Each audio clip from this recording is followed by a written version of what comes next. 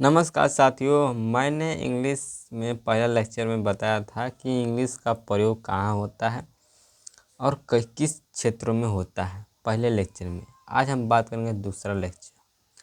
तो हम जानेंगे कि इंग्लिश को हम कैसे लिखेंगे, इंग्लिश का हम कैसे प्रयोग करेंगे, हम लोग जानेंगे इस वीडियो में। ठीक है, चलिए। तो यहाँ पर लिखना स्टार का चिन्ह देकर कि it gets binning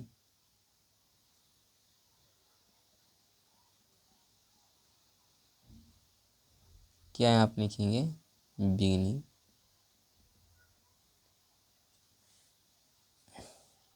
with capital letter. इसका मतलब आपको समझ में आ जाएगा। देखिए, इंग्लिश जब शुरुआत होता है, देखना, it's get beginning with capital letter.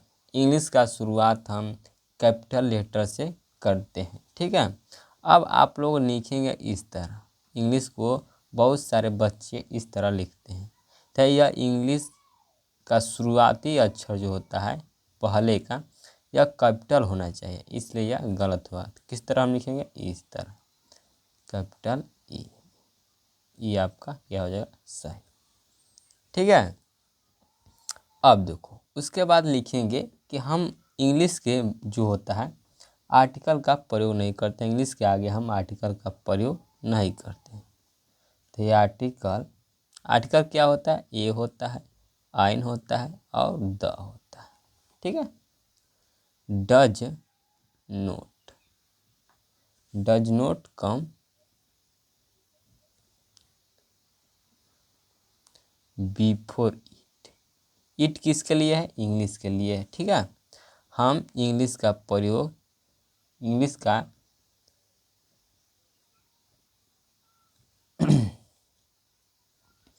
देखो, आर्टिकल का प्रयोग हम नहीं करते हैं इंग्लिश के आगे, लेकिन द है जो आपका प्रयोग होता है। क्यों होता है? देखो, अब इसका मतलब होगा अंग्रेजी नहीं होगा, इसका मतलब अंग्रेजी है। द इंग्लिश का मतलब अंग्रेजी नहीं होता है। द इंग्लिश का मतलब होता है, अर्थ होता है अंग्रेजी भाषी। क्या होता है? अंग्रेजी भाषी होता है। अंग्रेजी भाषी मतलब वो अंग्रेजी में बोलने वाला होता है व्यक्ति। ठीक है, तब हम द का प्रयोग करेंगे। ठीक है, अगर अंग्रेजी अगर केवल भाषा के बात करें, लैंग्वेज के, तो हम लैंग्वेज के आगे द का प्रयोग नहीं करेंगे। क्लियर? लिखेंगे सामान्यतः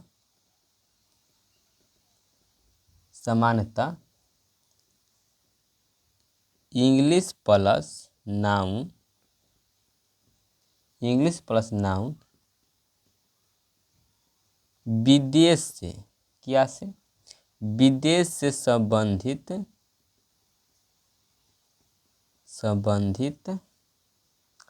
अर्थ देता है। क्या देता है? अर्थ देता है। क्या देता है? अर्थ देता है। ठीक है, अर्थ देता है। जैसे यहाँ पर लिखो, अगर हम इंग्लिश लिखें, इंग्लिश, अब कोई नाउन लिखे, जैसे मान लो कैप। ठीक है, तो ये क्या हो जाएगा? इसका हिंदी हो जाएगा विदेशी टोपी। ठीक है, विदेशी टोपी हो जाए, ना कि इंग्लिश टोपी। ठीक है, अंग्रेजी टोपी नहीं इसका अर्थ होगा। इसका अर्थ क्या होगा? विदेशी टोपी। ठीक है, और इंग्लिश है, इंग्लिश के बाद मान लो मैं ले लेता हूँ बैग। बैग मतलब क्या होता है? झोला होता है। तो ये क्या होगा? विदेशी झोला हो जाएगा। ठीक है, विदेशी झोला इसका अर्थ हो जाएगा। जैसे और मैं लिखूँ एग्जाम्पल, लिखूँ कि इंग्लिश प्लस काइट, तो ये क्या हो जाएगा? विदेशी बिल्ली। ठीक है, विदेशी बिल्ली हो जाएगा। ठीक है, तो इंग्लिश प्लस नाउन यह विदेश से संबंधित अर्थ देता है। क्लियर? क्लियर। अब यहाँ पर थोड़ा लिखना। अब व्याकरण का जिसके हम पढ़ेंगे ग्रामर। ग्रामर के बारे में हम लोग जानेंगे, ठीक है। ग्रामर के बारे में हम व्याकरण के बारे में जानेंगे। किसके बारे में जानेंगे? हम लोग व्याकरण के बारे में जानेंगे। व्याकरण, ठीक है। इंग्लिश व्याकरण के बारे में हम जानेंगे। तो यहाँ पर देखना, डिफिनीशन के बात में करूँ, डिफिनीशन के बारे में तो थोड़ा समझना। ग्रामर जो होता है, ठीक है, ग्रामर जो होता है यह शुद्ध शुद्ध लिखने का हमें बताता है, सिखाता है, ठीक है। शुद्ध बोलने का, शुद्ध लिखने का, ठीक है, रीडिंग करने का, राइट करने का, और क्या करना है, क्या स्पीक लैंग्वेज, करेक्ट शुद्ध बोलने का क्या करता है ग्रामर हमें दिया था। तो लिखेंगे grammar, grammar is, grammar is, यहाँ पर थोड़ा, यहाँ पर और थोड़ा यहाँ पर नोट निकलना, नोट यहाँ पर नोट लिख लेना कि इंग्लिश टीचर, इंग्लिश का शिक्षक नहीं होता है। क्या होता है? इज नोट, उसे हम विदेशी शिक्षकों को कहते हैं इंग्लिश टीचर, ठीक है। फॉर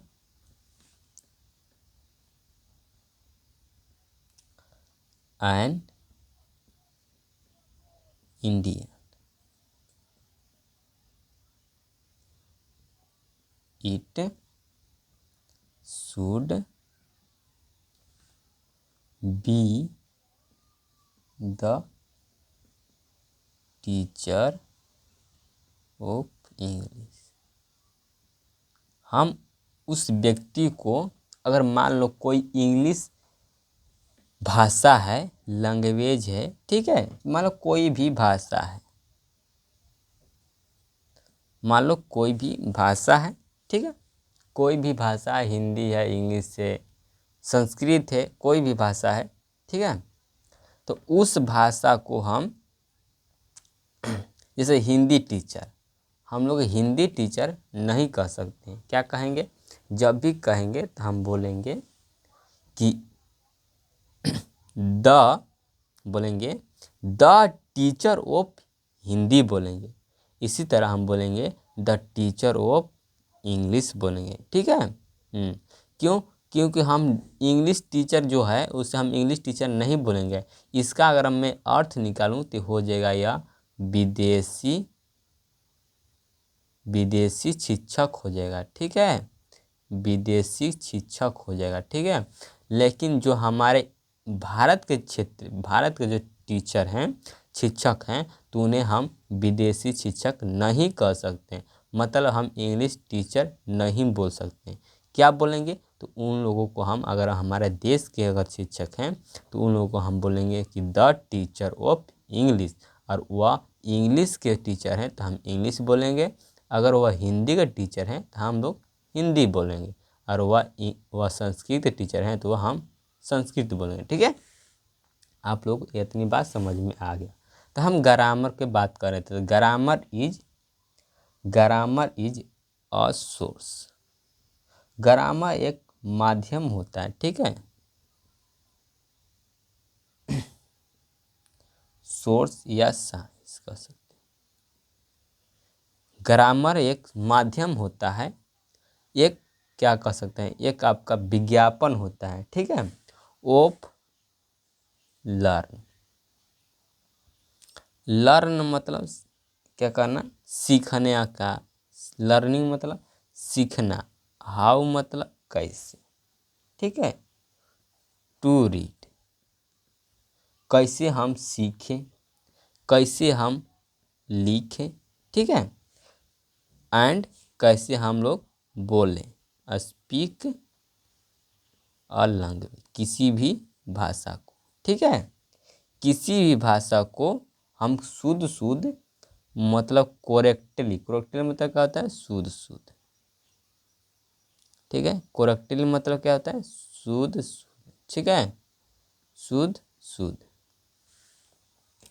तो कह रहा है कि ग्रामर इज अ सोर्स या science of learning how to read, write and speak a language correctly.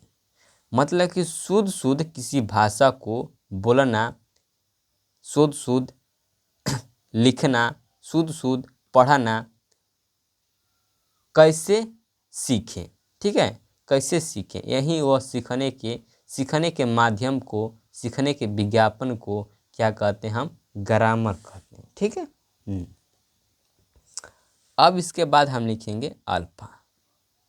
अब यहाँ पर देखना कि सब अल्फा, अब अल्फा की बात करेंगे हम यहाँ पर, तो सभी का अल्फा, सब जैसे इंग्लिश ग्रामर का अल्फा अलग होता है, ठीक है। तो ये आपका क्या है, एक ग्रीक भाषा का फर्स्ट करे कि the first letter of Greek, जैसे आप बीटा लिखते हैं, अल्फा लिखते हैं, गामा लिखते हैं, तो यह ग्रीक भाषा है, ठीक है।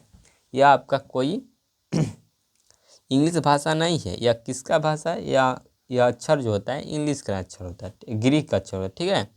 इसे हम कहेंगे ऑफ ग्रीक अल्फाबेट, अल्फाबेट, ठीक है। अल्फाबेट कहेंगे the first letter of Greek alphabet. Clear, clear. अब इतनी बात आपको समझ में आ चुकी है। चलिए और आगे हम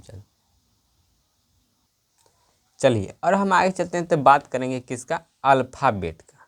किसका बात करेंगे हम लोग, अल्फाबेट किसे कहते हैं, ठीक है। अल्फाबेट, अल्फा को मैंने जान लिया, अब अल्फाबेट को हम लोग जानेंगे, ठीक है। अल्फाबेट को हिंदी में कहते हैं वर्णमाला, वर्णमाला कहते हैं, या इसे कह सकते हैं आप अक्षरमाला भी कह सकते हैं। अब वर्णमाला अक्षरमाला में हम समझेंगे कि वर्णमाला अक्षरमाला क्या होता है। देखो, यह मान लो यह माला है, क्या है, यह माला है। मान लो इस तरह का माला होता है ना, होता है कि नहीं, होता है। जैसे इस तरह का माला, मान लो माला, यह माला है, क्या है, यह माला है, ठीक है, माला है। बताओ यह माला है, यह माला है, माला है, ठीक है, ठीक है। यह किस चीज़ का माला है, तो मान लो यह फूलों का माला है, क्या है, फूलों को माला, तो इसे हम कहेंगे फूलों का माला कहेंगे, ठीक है। फूलों का माला कहेंगे फूल माला, क्या कहेंगे, फूल माला, ठीक है। फूलों के माला को क्या बोलते हैं, फूलमाला कहते हैं। उसी तरह अक्षर मानो ए है, बी है, क है, च है, ट है, ऐसे ही ये अक्षर है, ठीक है, अक्षर है। ये अक्षर के माला क्या कहेंगे, इसे अक्षर माला कहेंगे, क्या कहेंगे, अक्षर माला। अक्षर के समूहों को क्या कहेंगे, अक्षर माला कहेंगे। अक्षर के समूहों को क्या कहेंगे, अक्षर माला कहेंगे, ठीक है। अब अक्षर वर्णमाला क्या होता है, एक ही होता है, ठीक है। वर्ण कहाँ चाहे माला कहाँ, दोनों एक ही होता है, अक्षर को चाहे वर्णमाला, ठीक है, दोनों सेम ही होता है। तो लिखेंगे द लेटर्स मतलब अक्षर, अक्षरों, क्या लिख सकते हैं, अक्षरों, ठीक है, ये अक्षरों ऑफ अ लैंग्वेज, मतलब करें कि किसी भी भाषा के अक्षरों को क्या कहते हैं हम, इन देयर मतलब उनके कस्टमरी मतलब पारंपरिक ऑर्डर में। पारंपरिक, कस्टमरी मतलब क्या, कस्टमरी मतलब पारंपरिक,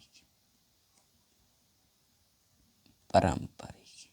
अब यहाँ पे समझना पारंपरिक होता है कस्टमरी की होता क्या है, मान लो कि मैंने यहाँ पर लिख दिया, क लिख दिया, जैसे यहाँ पर लिख दिया, ओ लिख दिया, ए लिख दिया, ऐसे बी लिख दिया या बी।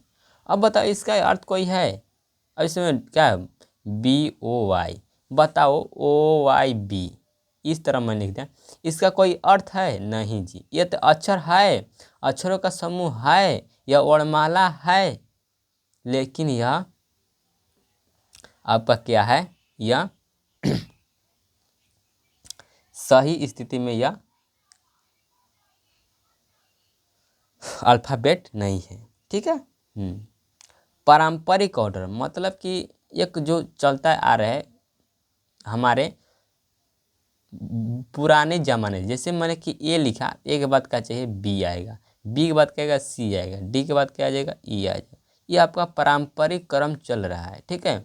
आपके पिताजी भी यहीं पढ़े, आपके माताजी भी यहीं पढ़े, आप भी यही पढ़ेंगे, आपके बेटा भी यही ABCD इसी पैटर्न को पढ़ेंगे, ठीक है। यही आपका हो जाएगा पारंपरिक ऑर्डर।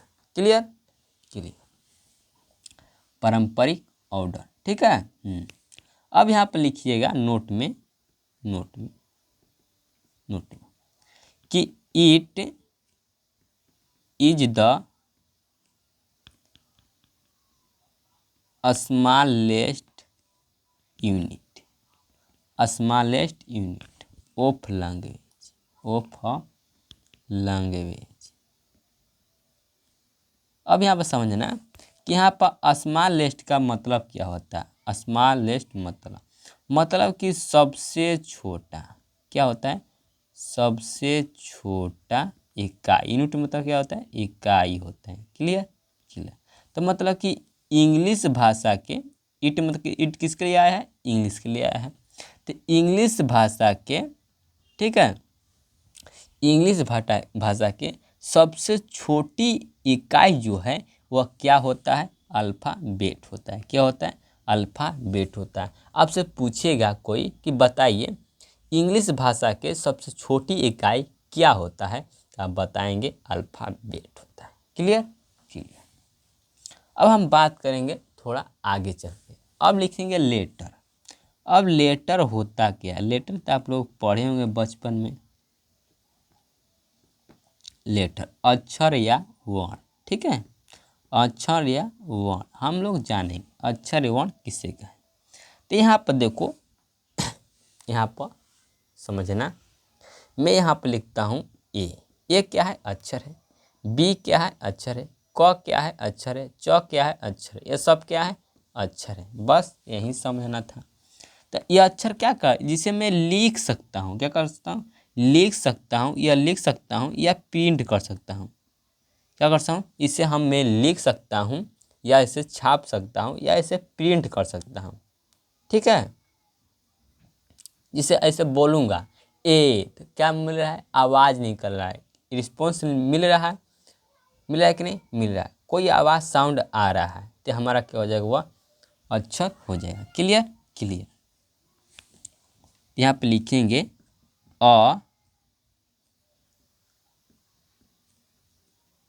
राइटर, ठीक है, ऑफ प्रिंटर, प्रिंटेड मतलब कि कोई लिखा हुआ या कोई छपा हुआ। साइन, साइन मतलब क्या होता है, संकेत भी कर सकते हो या चिन्ह भी कर सकते हो, ठीक है। दैट जो प्रेजेंट जो उपस्थित होता है, जो उपस्थित होता है, या साउंड किसी साउंड के साथ क्या होता है, वह उपस्थित देता है, ठीक है, इन अ लैंग्वेज किसी भी भाषा का, माने कोई किसी भाषा का लैंग्वेज का अगर कोई लेटर है वो उससे लिखा हुआ है, छपा हुआ है, से कोई संकेत है, उसे मैं उच्चारण कर रहा हूँ, बोल रहा हूँ, तो कोई रिप्रेजेंट प्रस्तुत करना चाहिए, उसका मतलब होना चाहिए, ठीक है। तो वही हमारा कहलाता है अच्छा, ठीक है। तो एग्जाम्पल में आप लिख लेंगे,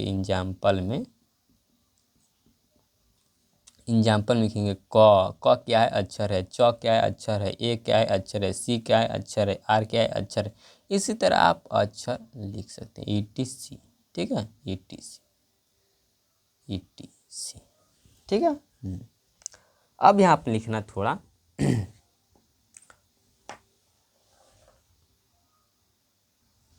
यहाँ पर थोड़ा लिखना कि जो हमारे इंग्लिश में देयर आर होते हैं 26 लेटर। हमारे इंग्लिश भाषा में, ठीक है, कितने लेटर होते हैं? 26 लेटर होते हैं। कहाँ? वहाँ इंग्लिश में, ठीक है, इंग्लिश में। इंग्लिश अल्फ़ाबेट कह सकते हो, ठीक है, एक के बाद इंग्लिश भाषा भी कह सकते हो या इंग्लिश अल्फ़ाबेट भी कह सकते हो, ठीक है। तो हमारे इंग्लिश भाषा में कितने लेटर होते हैं? 26 लेटर होते हैं। कौन कौन होते हैं? एग्जाम्पल में अपन लिख लेंगे ABCD E, इस तरह आप लिख सकते हैं Z तक, ठीक है। आपका हो जाएगा 26 लेटर। क्लियर? क्लियर। उसके बाद लिखेंगे देयर आर 5 भवेल। आपको पता है, ठीक है, कि 26 लेटर में से लेटर्स इन इंग्लिश अल्फ़ाबेट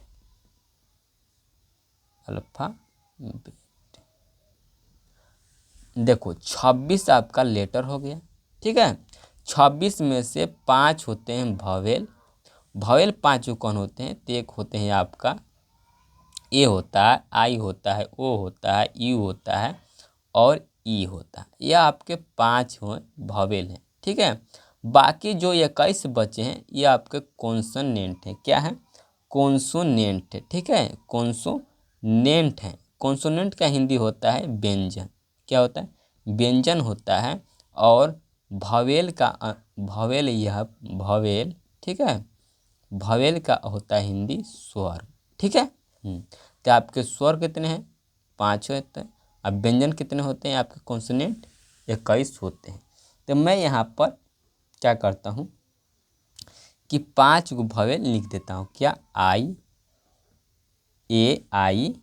और ई लिख देता हूँ, ओ लिख देता हूँ, यू लिख देता हूँ। ये आपके कितने हैं? 5। ये बड़का लिख लो, ठीक है। यह 5 आपके भवेल लेटर। अब बाकी जो बचे 21 आपके होते हैं क्या? देयर आर 21 कॉन्सोनेंट हो जाएंगे, ठीक है, कॉन्सोनेंट हो जाएंगे। कॉन्सोनेंट का हिंदी क्या होता है? आपका व्यंजन, ठीक है। व्यंजन लेटर्स इन इंग्लिश अल्फ़ाबेट, ठीक है। उसके बाद लिखिएगा आप, अब एग्जाम्पल में आप लिखेंगे, एग्जाम्पल में द रेस्ट ऑफ भवेल। भवेल को छोड़कर, इसका हिंदी क्या होगा? को छोड़कर, ठीक है, इसका हिंदी क्या हो जाएगा? को छोड़कर। मतलब भवेल जो आपके हैं 5 ए आई ओ यू ई या 5 है, इनको छोड़कर जितने बच जाएंगे वो आपके हो जाएंगे क्या? वह कॉन्सोनेंट हो जाएंगे, ठीक है। तो आज सोचते हैं आज इतना ही, और हम लोग कल पढ़ेंगे वर्ड के बारे में हम कल पढ़ेंगे। उसके बाद हम सेंटेंस पढ़ेंगे, सेंटेंस क्या होगा। उसके बाद हम पढ़ेंगे क्या? उसके बाद हम पढ़ेंगे वर्ब के बारे में। उसके बाद हम पढ़ेंगे सब्जेक्ट के बारे में, फिर ऑब्जेक्ट के बारे में, फिर हम पढ़ेंगे उसके बाद आपके बाद हम आ जाएंगे time and tense. Time and tense हम लोग पढ़ेंगे। पहले वर्ड पढ़ेंगे, फिर सेंटेंस, फिर वर्ब, सब्जेक्ट, ऑब्जेक्ट। एक बार मैं सब्जेक्ट पढ़ाऊंगा, आपको जन्म भर याद हो जाएगा, ठीक है। तो लाइक सब्सक्राइब कर दीजिए, वीडियो को शेयर कर दीजिएगा। मिलते हैं अगले वीडियो में। जय हिंद, जय भारत।